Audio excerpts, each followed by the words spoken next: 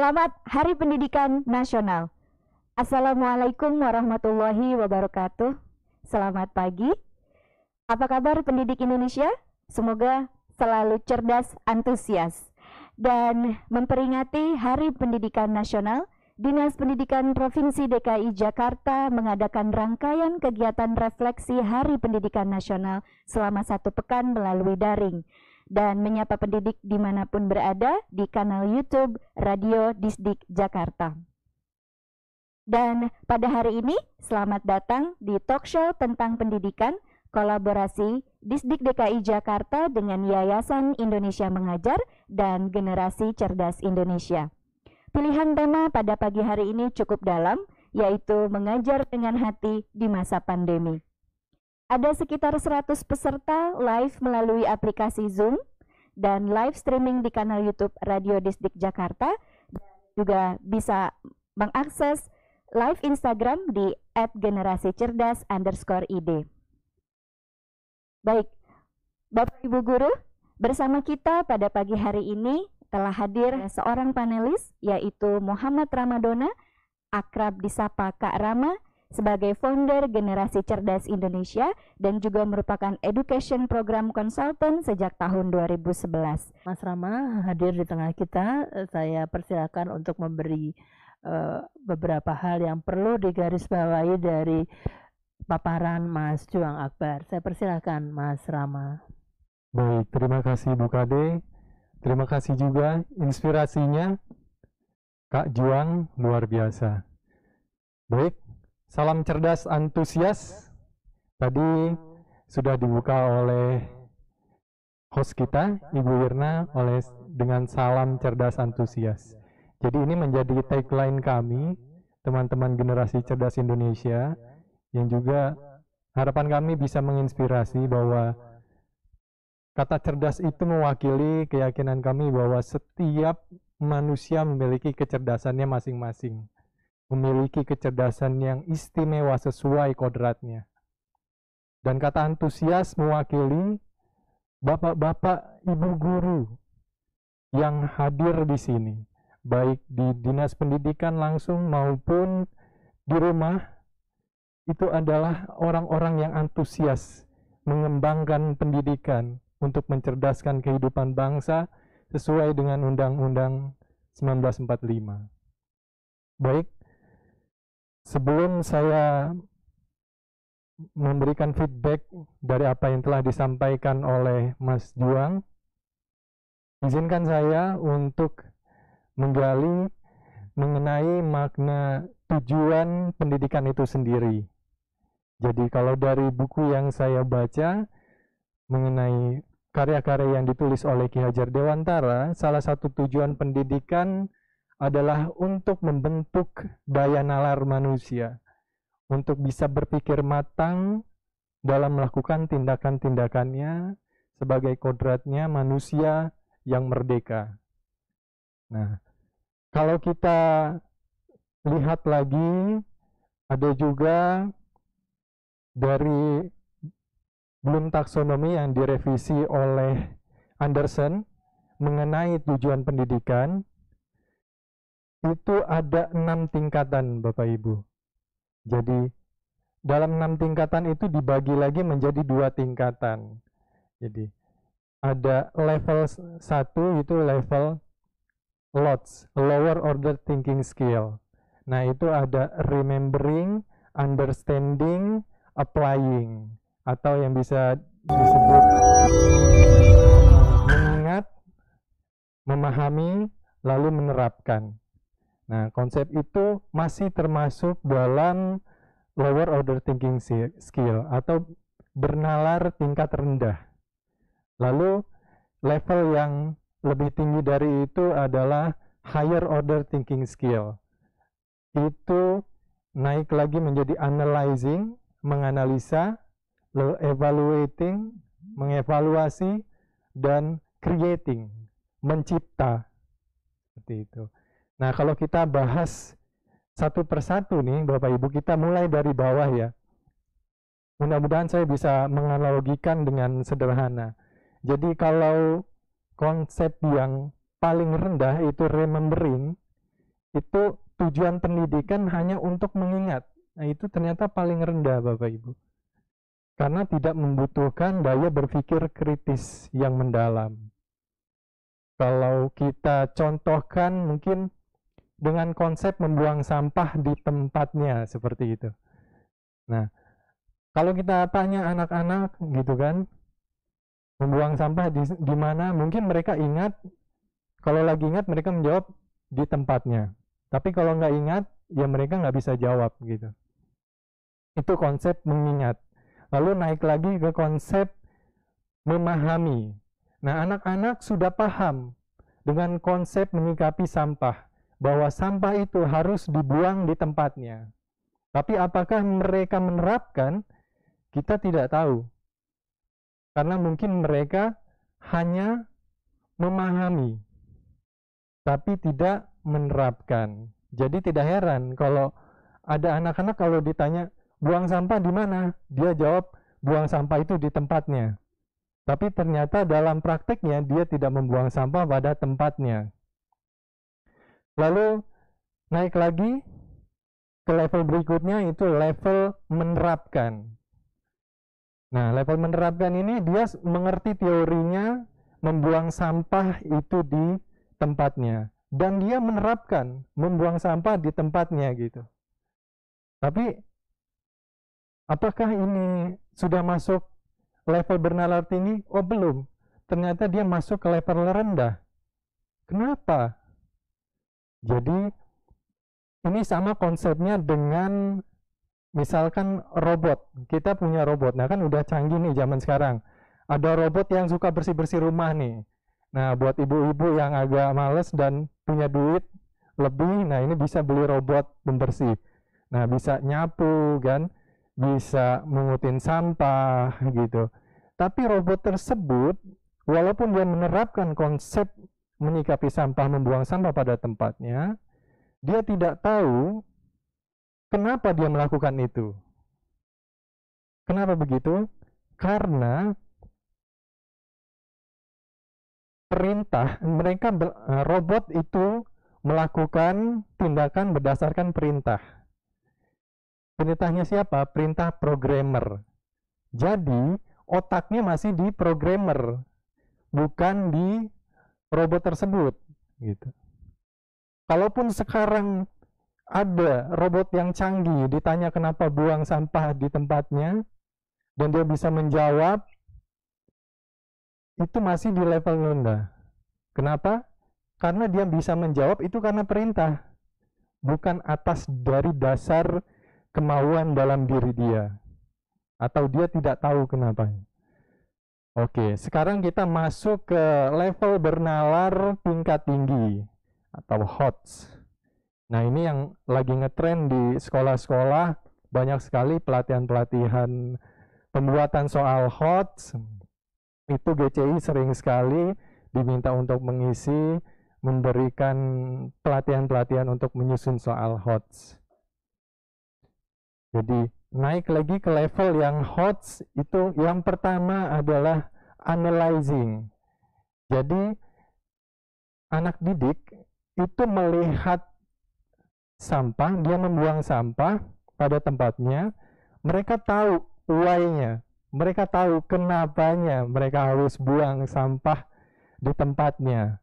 Jadi ketika ditanya, dia bisa menjawab, oh ya sampah kan bisa menimbulkan penyakit, sampah juga nggak enak kalau kotor, berantakan gitu kan. Kalau dalam jumlah yang banyak bisa membuat banjir. Nah, Jakarta sering banjir juga mungkin salah satunya karena sampah ya kan. Nah, jadi anak sudah bisa menganalisa dan bisa menjawab dengan matang gitu. Lalu naik lagi ke level selanjutnya, evaluating. Nah, di sini anak melihat sampah bukan sekedar sampah, tapi dia bisa memilah-milih. Oh, mana sampah yang organik, mana sampah yang non-organik, mana sampah yang daur ulang, mana sampah yang non-daur ulang. Seperti itu. Nah, naik lagi ke level yang paling tinggi, itu mencipta, creating. Nah, ini sebaik-baiknya manusia ini, dia yang menciptakan solusi. dan bermanfaat bagi orang banyak. Nah, creating ini di sini. Ini salah satu tujuan tertinggi dari pendidikan adalah menciptakan.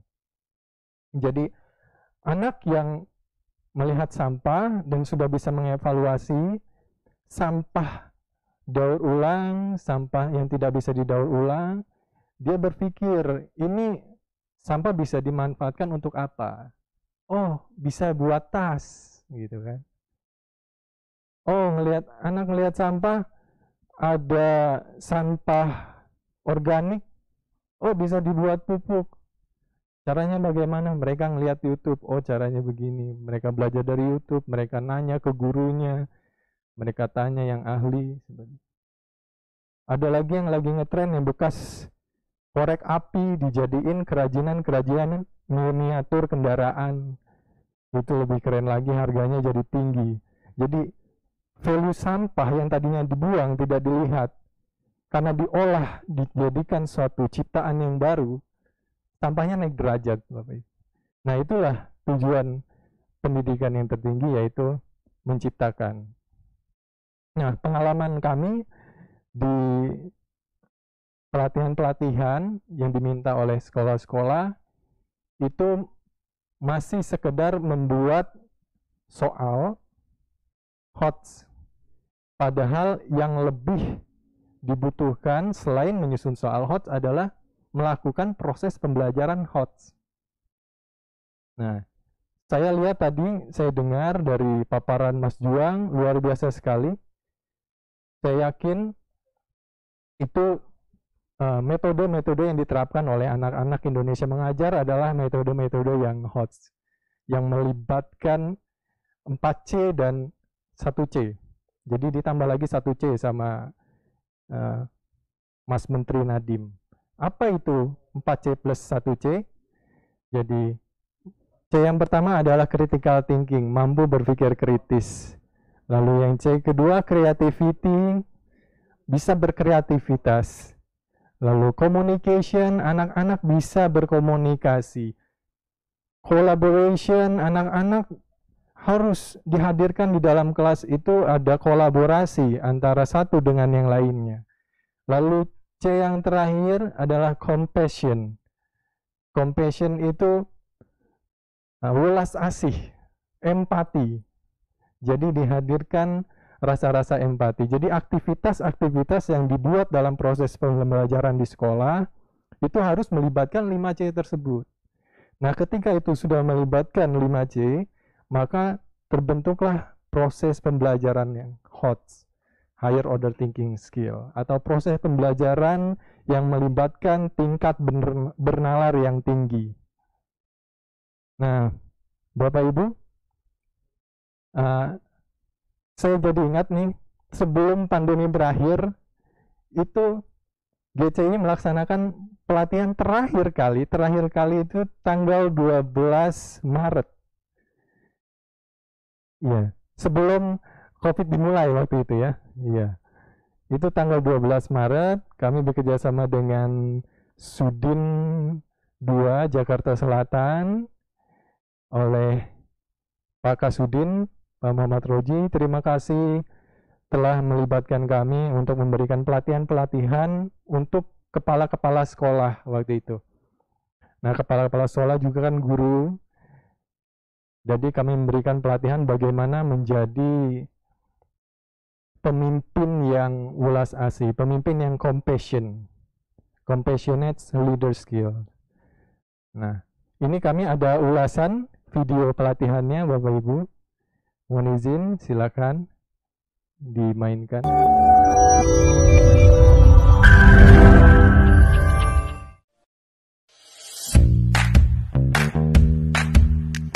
Compassionate Leaders Workshop, tempat bertemu para pemimpin hebat yang peduli akan pendidikan, saling berbagi dan menginspirasi, mendengarkan satu sama lain, tertawa, bersengkrama adalah langkah awal menuju pemimpin yang bahagia.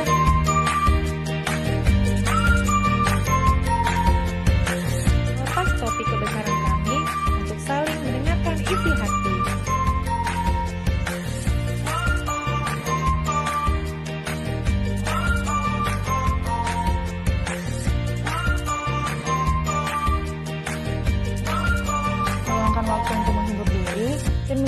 tentang betapa pentingnya menjadi pemimpin yang bahagia.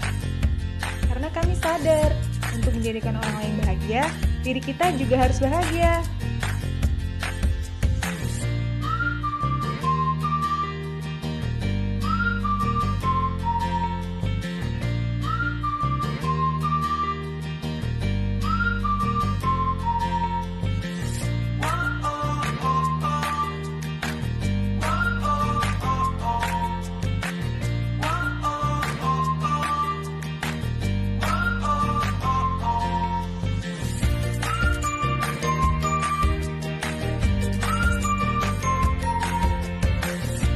Bekerja sama untuk pendidikan yang jauh lebih baik.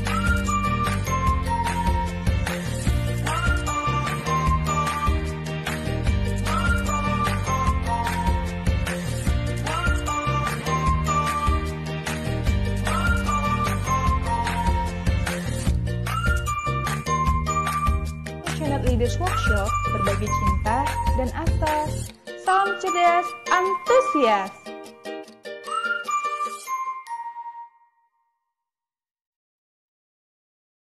Kalau Bapak Ibu menyaksikan videonya, itu kelihatan interaksinya antar peserta. Mereka menulis, lalu mereka sharing. Nulis, sharing lagi. Jadi teorinya itu hanya 20%, Bapak. Prakteknya 80%. Nah, kalau kita balik lagi ke 5C tadi, itu ada di situ ada critical thinking. Kita tumbuhkan di situ. Guru-guru kita ajak berefleksi. Kepala sekolah tersebut kita ajak berefleksi. Berefleksi tentang apa? Tentang proses pembelajaran, tentang kondisi di sekolahnya, tentang masalah-masalah di sekolahnya. Lalu setelah kita dapat bank masalah di sekolah-sekolah, kita saling sharing. Nah, itu kekuatannya refleksi dan sharing di situ. Dan di situ ada komunikasi, ada kolaborasi, ada kreativitas. Nah, kalau 50 yang hadir saja saat itu kepala sekolah, dikalikan pengalamannya, misalkan nilai pengalamannya mengajarnya 10 tahun Bapak Ibu, dengan refleksi dan sharing, itu jumlah pengalaman mengajar di kelas yang barusan tadi, itu bukan 10 tahun, tapi 10 dikali 50 orang. Jadi ada berapa pengalaman pengajaran? Jadi ada sekitar 500 pengalaman mengajar, di-sharing, dibagi. Itu kekuatan refleksi dan sharing. Dan ini juga diterapkan di negara-negara maju, termasuk Finlandia, yang sebetulnya juga banyak menerapkan dari Bapak pendidikan kita, Ki Hajar Dewantara.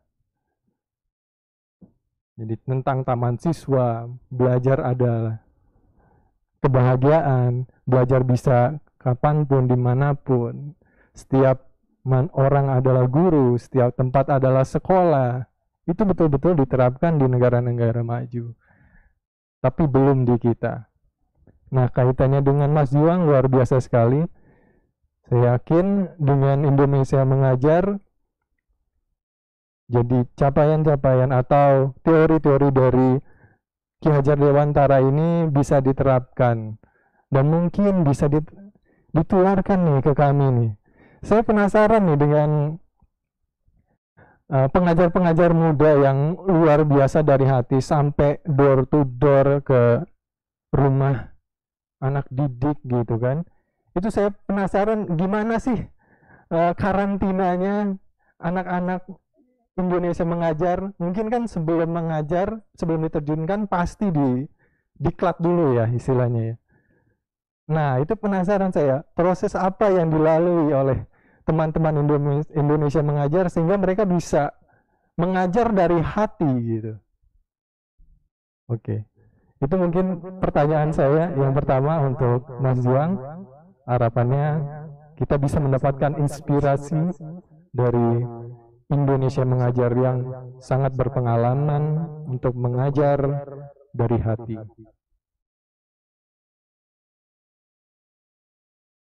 Baik, syukur alhamdulillah. Terima kasih Mas Rama. Terima kasih kepada Pak Didi Hartaya MPD selaku Ketua Panitia Kegiatan Hardiknas 2020 dan juga Kabid PTK Dinas Pendidikan Provinsi DKI Jakarta. Baik Bapak Ibu, talk show mengajar dengan hati di masa pandemi telah usai, dan sekali lagi terima kasih untuk narasumber, panelis, moderator, dan Bapak Ibu semuanya. Semoga ini menjadi sesi inspiratif dan transformatif untuk kemerdekaan belajar kita semua. Dan apa yang disampaikan oleh hati, walaupun kita berjarak, pembelajaran kita jauh-jauhan dengan anak-anak, mudah-mudahan tetap bermakna, dan guru boleh jauh di mata, tapi harus tetap di hati. Tetap di rumah dan putus rantai penyebaran COVID-19 dan saling jaga. Saya Irna Yogaswati undur diri. Assalamualaikum warahmatullahi wabarakatuh. Sekali lagi selamat Hari Pendidikan Nasional.